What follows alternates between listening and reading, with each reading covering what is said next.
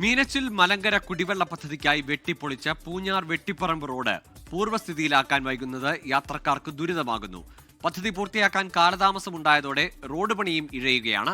പൈപ്പിടാനായി കുഴിച്ച കുഴികൾ വാഹനങ്ങൾ കടന്നുപോകാനാകാത്ത സ്ഥിതിയിലാക്കിയിട്ടുണ്ട്.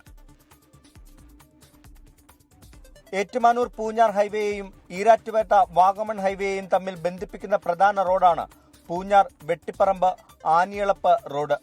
3 കിലോമീറ്ററിലധികം നീളമുള്ള ഈ റോഡിന്റെ ഭൂരിഭാഗവും കുഴിച്ചാണ് പൈപ്പിടൽ തുടങ്ങിയത്.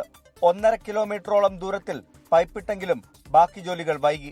ഇതോടെ ടാറിംഗ് ജോലികളും എങ്ങുമെത്തിയില്ല. ഇപ്പോൾ വലിയ ദുരിതമാണ് ഇതിലെ യാത്ര ചെയ്യുന്നവർക്ക്.